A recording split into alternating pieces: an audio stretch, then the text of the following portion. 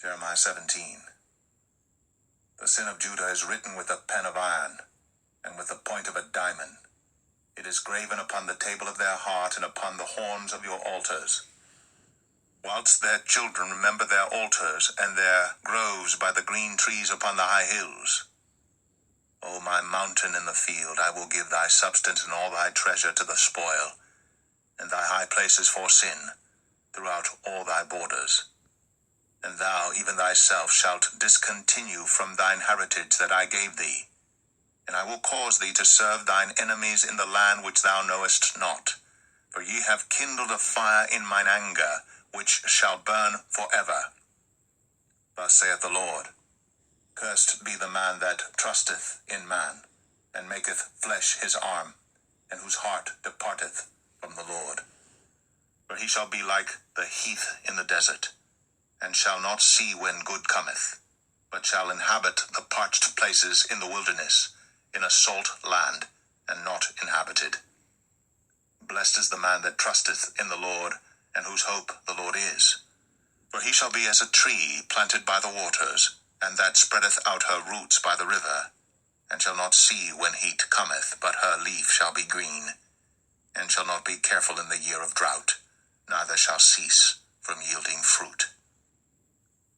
The heart is deceitful above all things, and desperately wicked. Who can know it? I, the Lord, search the heart. I try the reins, even to give every man according to his ways, and according to the fruit of his doings. As the partridge sitteth on eggs, and hatcheth them not, so he that getteth riches, and not by right, shall leave them in the midst of his days, and at his end shall be a fool. A glorious high throne from the beginning is the place of our sanctuary. O Lord, the hope of Israel, all that forsake thee shall be ashamed, and they that depart from me shall be written in the earth, because they have forsaken the Lord, the fountain of living waters. Heal me, O Lord, and I shall be healed. Save me, and I shall be saved, for thou art my praise. Behold, they say unto me, Where is the word of the Lord? Let it come now. As for me, I have not hastened from being a pastor to follow thee, neither have I desired the woeful day. Thou knowest, that which came out of my lips was right before thee. Be not a terror unto me. Thou art my hope in the day of evil. Let them be confounded that persecute me, but let not me be confounded. Let them be dismayed, but let not me be dismayed. Bring upon them the day of evil, and destroy them with double destruction. Thus said the Lord unto me, Go and stand in the gate of the children of the people, whereby the kings of Judah come in, and by the which they go out, and in all the gates of Jerusalem, and say unto them, Hear ye the word of the Lord, ye kings of Judah, and all the inhabitants of Jerusalem, that enter in by these gates. Thus saith the Lord, Take heed to yourselves, and bear no burden on the Sabbath day, nor bring it in by the gates of Jerusalem. Neither carry forth a burden out of your houses on the Sabbath day, neither do ye any work, but hallow ye the Sabbath day as I commanded your fathers.